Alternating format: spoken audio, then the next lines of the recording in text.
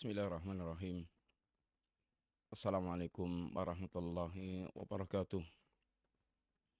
Innal hamdalillah wassalatu wassalamu ala Rasulillah wa ala alihi wa ashabihi wa mawalah wala haula wala quwata illa billah amma ba'du.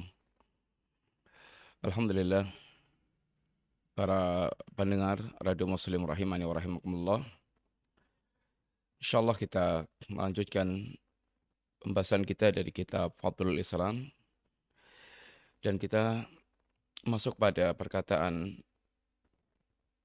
nukilan perkataan Abul Aliyah ketika mewasiatkan kita untuk yaitu istiqamah di atas Islam dan Sunnah.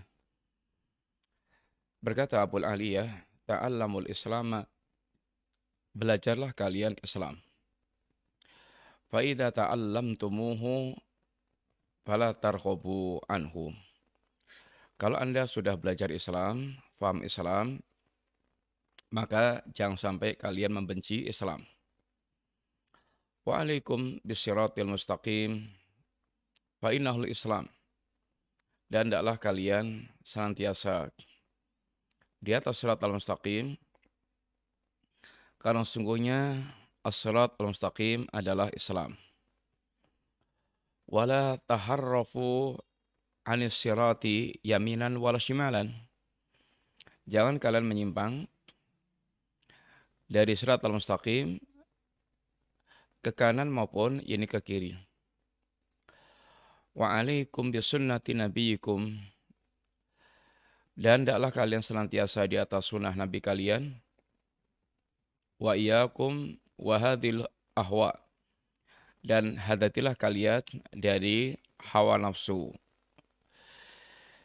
Inilah diantara wasiat Abul Aliyah. Bagaimana beliau memperingatkan pada kita berkaitan dengan istiqamah di atas Islam dan memperingatkan dari ini al-hawa. Jangan sampai kita menjadi para pengikut yaitu hawa nafsu. Dari wasiat Abul Aliyah ini, maka ada beberapa perkara penting. Maka beliau mengatakan diantaranya, Syekh Muhammad bin Abdul Wahab, ta'ammal kalam Abil Aliyah, rahimahullah ta'ala, hadha ma ajallahu. Perenungkan tentang perkataan Abul Aliyah, alangkah sangat agungnya yaitu wasiat tersebut. Wa'arif zamanahu alladhi yuhadziru fi minal ahwa allati man ittaba'aha faqad raghiba anil Islam. Dan kenalilah zaman, beliau memberikan wasiat ini masih dekat dengan zaman para sahabat. Tapi beliau telah memberikan peringatan tentang masalah ahwa, yang kalau dia mengikuti ahwa, maka dia telah membenci Islam. Wa tafsirul Islam bisunnah wal Islam. Dan beliau bagaimana mentafsirkan Islam dengan sunnah dan Islam. Wa khawfuhu ala a'lamit tabi'in wa ulama'ihim minal hurus anis sunnah wal kitab. Dan bagaimana takutnya beliau terhadap para pembesar tabi'in, para ulama-ulama di zaman tabi'in, jika mereka akan keluar dari sunnah Nabi, akan keluar dari kitab Allah, maka Anda akan yatabayyanu laka makna qauli ta'ala, Anda akan jelas tentang makna firman Allah Ta'ala, idh qala lahu rabbuhu aslim. Ingatlah ketika Allah mengatakan kepada Nabi Ibrahim, aslim, wa Ibrahim, berislamlah kamu. Qala aslamtu li rabbil alamin. Kata Ibrahim, aku telah jadi Islam, pasrah, tunduk patuh pada Rabbul Alamin. Dan perkataan Nabi Ibrahim, wa wassa biya Ibrahimu banihi wa Yaqub. Dan ingatlah ketika Nabi Ibrahim berwasiat kepada anak cucunya dan Yakub, Ya baniya inna Allah astafa lakumuddin. Wahai anakku, sesungguhnya Allah telah memilihkan untuk kalian yakni agama. Fala tamutunna illa wa antum muslimun, dan jangan sekalian sekali-kali meninggal kecuali sebagai seorang muslim. Wa qaulu ta'ala, dan juga firman Allah Ta'ala, wa may yarghab an millati Ibrahim illa man safiya nafsah. Barang siapa yang dia membenci milahnya Nabiullah Ibrahim, maka dia telah membodohi dirinya sendiri. Wa asbahu hadil usul al-kibar allati ya aslul usul wan nasu anha fi ghaflah. Dan yang semisal dengan perkara-perkara pokok seperti ini, yang kebanyakan manusia mereka melalaikan tentang hal-hal yang sangat pokok dan mendasar ini. Wa bi ma'rifatihi yatabayyanu ma'anil ahadits fi hadzal bab wa amsaluha. Dan dengan mengenal perkara prinsip ini akan jelaslah makna tentang pembicaraan dalam bab ini dan semisalnya, yang memerintahkan kita untuk istiqamah di atas Islam dan Sunnah dan menjauhi bid'ah-bid'ah. Wa ammal insanu alladhi yaqra'uha wa asbahuha wa huwa aminun mutmainnun annaha la tanaluhu wa yadhunnuha fi qaumin kanu fabanu aminun makrallah fala ya'manu makrallahi illa al-qaumul khasirun. Dan beliau mengatakan, adapun manusia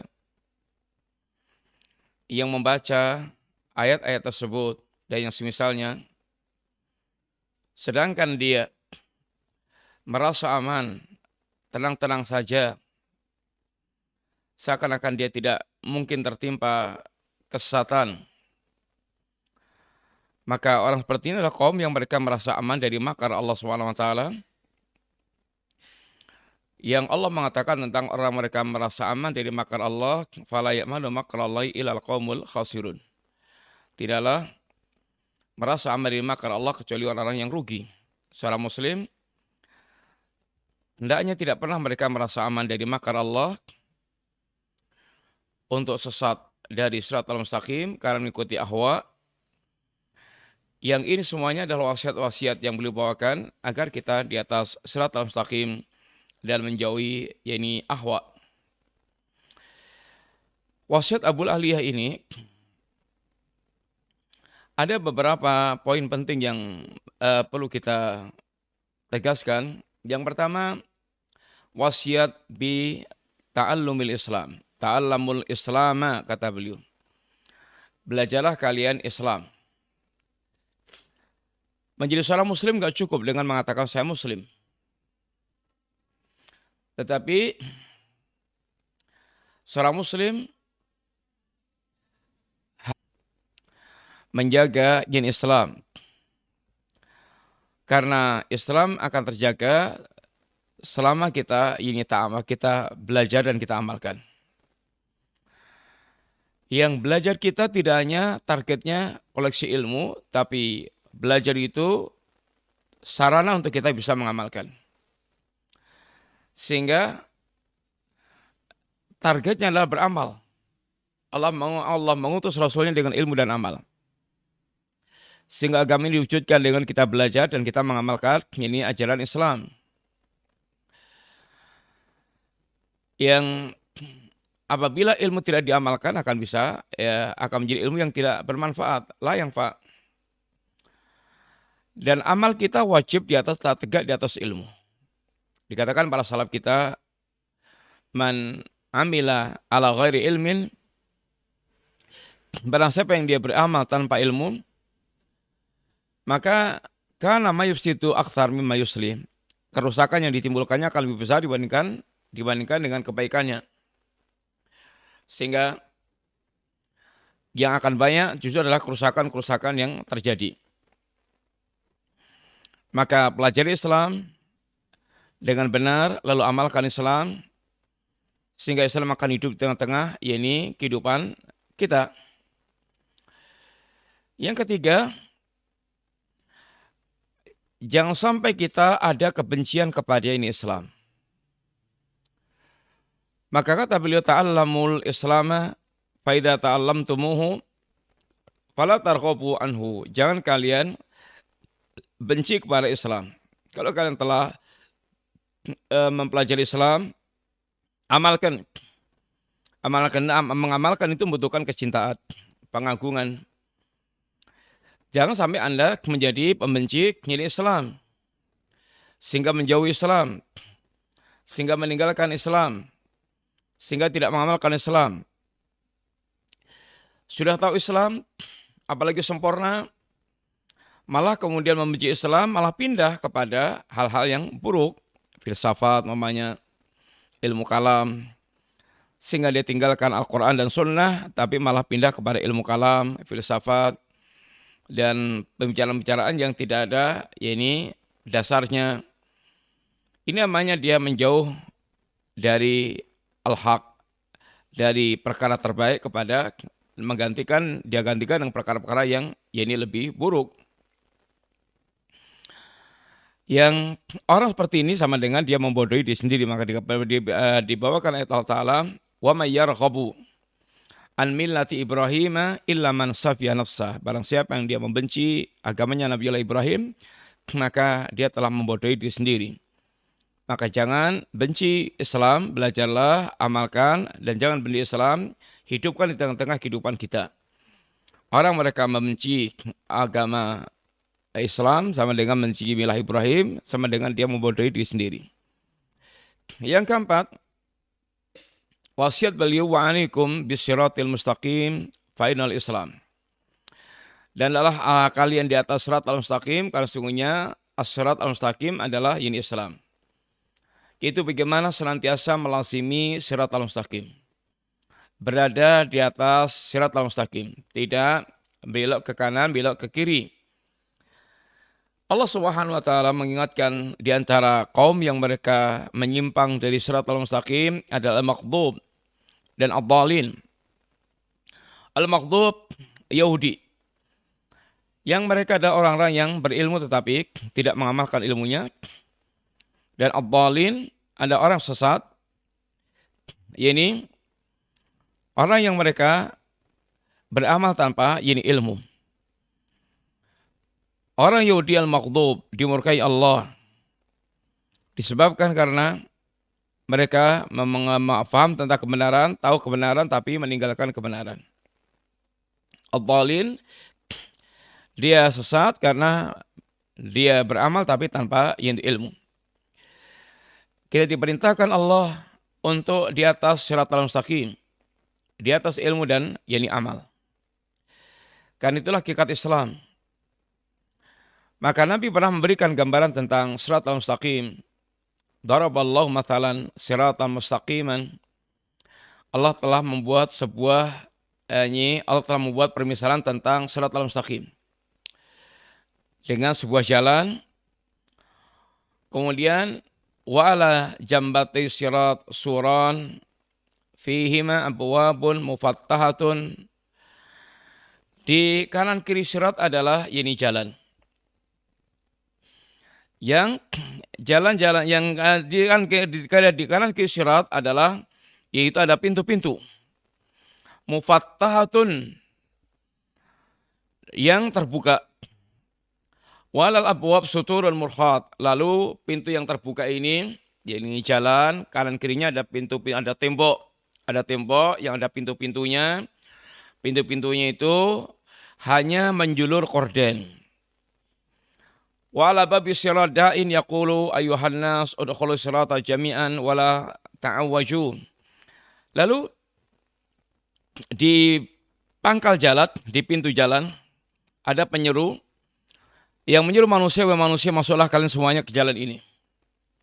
Jangan menyimpang. Wada'in yad'u min jawfis sirat فَإِذَا أَرَادَ يَفْتَحُ شَيْئًا مِنْ تِلْكَ الْأَبْوَابِ قَالَ وَيْحَكَ لَا تَفْتَحُ فَإِنَّكَ إِنْ تَفْتَحُ تَلِجْهُ. Kata Nabi, dan ada lagi penyeru di atas jalan. Yang ketika ada orang mau membuka korden itu, diingatkan jangan kamu buka. Kalau kamu buka, pasti kamu akan ini masuk. Lalu Nabi menerangkan, as-sirat, jalan yang digambarkan ini, jalan ini, as-sirat, adalah Islam. Jalannya jalan Islam. Dan ini yang dikatakan oleh Abu Aliyah, wa alaikum bis-sirat al-mustaqim, fainau Islam. Adalah kalian di atas sirat al-mustaqim, karena telah ini Islam. Lalu wasuron, dinding-dinding yang ada di samping kanan kiri jalan ini, adalah hududullah, batasan-batasan Allah. Allah memiliki batasan-batasan. Maka kalau kita menjadi seorang muslim, artinya kita dibatasi dengan ini Islam. Kita dibatasi dengan aturan-aturan Islam. Menjadi muslim itu, dia terikat dengan aturan-aturan Islam. Dia dibatasi. Sehingga tidak bisa bebas begitu aja tanpa yaitu aturan. Wal abwab al-mufatahah maharimullah. Pintu-pintu yang terbuka pada tembok tadi adalah, pada dinding-dinding tadi adalah hal-hal yang diharamkan Allah Ta'ala. Jangan sampai masuk ke pintu tersebut. Sehingga masuk wilayah yang diharamkan Allah SWT. Dan pintu yang hanya terjulur korden menunjukkan gampangnya mengakses maksiat. Beda kalau pintunya itu ditutup pakai daun pintu, dikunci, digembok, dicengkal, akan sulit. Tapi hanya korden, begitu diserek buka, orang bisa kemudian masuk. Adapun wadzalika da'i ala ra'sis sirat, penyeru yang ada di pangkal jalan adalah kitabullah Al-Quran, yang menyuruh manusia untuk masuk semua jalan ini. Adapun wada'i fawqas sirat, penyeru yang ada di atas jalan, ketika ada orang mau membuka korden mengingatkan, jangan kamu buka. Kalau kamu buka, pasti kamu akan masuk. Maka ini adalah wa'idullah fi qalbi kulli muslim. Peringatan Allah yang Allah letakkan di hati setiap muslim, kalau mau makan yang haram, mereka akan kayak sinyalnya bunyi, dia mengingatkan, jangan, itu yang diharamkan Allah Ta'ala. Di sini bagaimana Nabi membuat tamsil tentang sirat al-mustaqim, bahwa jalan yang lurus ini akan ada menyimpang kanan kirinya, ada celah-celah untuk menyimpang kanan kirinya, yaitu jalan-jalan syaitan, pintu-pintu syaitan, yang akan masuk ke hal yang diharamkan oleh Allah SWT. Maka hendaklah terus menetapi sirat al-mustaqim, istiqamah di atas sirat, itulah Islam, dan jangan sampai kemudian terfitnah dengan ini berbagai macam tawaran-tawaran kanan kiri yang akan menyesatkan dari sirat al-mustaqim. Kemudian wasiat Abu Aliyah juga di antara faidahnya adalah isi kandungannya, wala taharrafu anis sirat yaminan wa shimalan. Jangan menyimpang ke kanan dan kiri. Sehingga tuntunan untuk istiqamah di atas Islam dan Sunnah, istiqamah di atas siratal mustaqim, tidak menyimpang ke kanan ke kiri, tidak menjadi orang yang ghulu dalam beragama, tidak menjadi orang yang jafa, meremehkan dalam agama, tapi menjadi orang yang terus lurus di atas siratal mustaqim, sehingga istiqamah di atas tauhid, istiqamah di atas ini ibadahnya, akhlaknya, sehingga tidak menyimpang kepada ahwa, tidak menyimpang kepada ini hawa nafsu. Di antara wasiat juga Abu Aliyah tadi adalah ini wa alaikum bisunnati nabiyikum. Jangan menyimpang ke kanan ke kiri, wala taharrafu anis sirat yaminan wa shimalan. Jangan menyimpang ke kanan ke kiri, dan hendaklah kalian di atas sunnah Nabi kalian. Terus istiqamah di atas sunnah. Berpegang teguh. Dia gigit dengan gerahamnya. Dia pegangnya kuat-kuat. Jangan sampai dia menyimpang dari sunnah. Yang kata Imam Malik, as-sunnatu safinatun Nuh. Sunnah adalah yaitu kapalnya Nabiullah Nuh. Man raqibaha najah. Barang siapa yang dia menaiki sunnah ini maka dia akan selamat. Wa man taraka gharaq. Barang siapa yang dia yaitu meninggalkan sunnah, maka dia akan tenggelam. Dan di antara kandungan wasiat Abul Aliyah pula adalah at-tahdhir minal ahwa. Bagaimana beliau memperingatkan dari ahwa, ini dari hawa nafsu. Wa iyyakum wadhil ahwa, hati-hatilah kalian dari mengikuti hawa nafsu, agar menjauhi hawa nafsu, yakni bid'ah-bid'ah, syubhat-syubhat, syahwat-syahwat. Ini semuanya adalah termasuk penyimpangan-penyimpangan, ini mengekor hawa nafsu. Dan Rasul kita yang mulia SAW selalu memperingatkan dalam ini khutbahnya, amma ba'du fa inna asdaqal hadith kitabullah wa khairul hudya wa khairul hadi Muhammadin SAW wa syarrul umuri muhdatsatuha. Nabi mengingatkan agar senantiasa kita bersama Quran dan Sunnah, karena tidak ada pembicaraan yang lebih jujur dibandingkan Al-Quran. Tidak ada petunjuk yang lebih lurus, yang lebih membimbing dibandingkan petunjuk yang lebih baik, dibandingkan petunjuknya Rasulullah Muhammad SAW. Dan sejelek-jelek perkara adalah muhdatsatuha, yaitu perkara yang diada-adakan, perkara yang tidak ada dasarnya, tidak ada dalilnya, sehingga perkara yang muncul dari hawa nafsu, yakni manusia. Ini yang dimaksudkan Abul Aliyah dengan agar kita berhati-hati dengan hawa nafsu dari bid'ah-bid'ah, agar kita tidak menjadi orang-orang yang yaitu mengekor hawa nafsu, tapi adalah menyambut seruan Allah SWT. Fa illam yastajibu lak fa'lam annama yattabi'una ahwa'ahum. Kalau kalian tidak menyambut, kalau mereka tidak menyambut seruanmu ya Muhammad, ketahuilah bahwa mereka itu sedang mengikuti hawa nafsu jadi mereka. Sehingga hendaklah ini kita merenung tentang wasiat Abul Aliyah. Perkataan beliau penuh dengan kalimat-kalimat yang bermakna, wasiat-wasiat yang sangat agung, agar kita di atas senantiasa di atas Islam dan Sunnah, agar kita betul-betul senantiasa mengikuti bimbingan Rasulullah SAW, meninggalkan ahwa. Kalam yang singkat sungguhnya tapi penuh dengan makna, itulah kalam barakah. Kalamnya para salaf yang singkat tetapi sangat padat dan penuh dengan makna yang sangat mendalam. Di antaranya berkaitan dengan yaitu wasiat agung istiqamah di atas sunnah dan meninggalkan bid'ah, meninggalkan hawa nafsu. Perhatikan kata Syekh Muhammad bin Abdul Wahhab, wa arif zamanahu alladhi yuhadziru fi minal ahwa. Kenalilah zaman yang beliau memperingatkan diri manusia, memperingati manusia dari hawa nafsu. Zaman beliau adalah zaman yaitu tabi'in, yang masih dekat dengan zamannya para sahabat Nabi. Tetapi beliau telah memberikan peringatan tentang ini bid'ah-bid'ah. Kalau di zaman beliau sangat memperingatkan bid'ah, apalagi di zaman kita. Memperingatkan hawa nafsu, yang hawa nafsu lebih sangat menggeliat di kemana-mana. Maka mesti lebih gencar lagi untuk berwasiat tentang Islam, tentang sunnah, istiqomah di atasnya, dan meninggalkan segala macam hal yang berkaitan dengan yaitu hawa nafsu, perkara bid'ah, mengikuti berbagai macam kerusakan-kerusakan yang muncul daripada hawa nafsu manusia, yang bid'ah-bid'ah bermunculan di akhir zamannya para sahabat Nabi.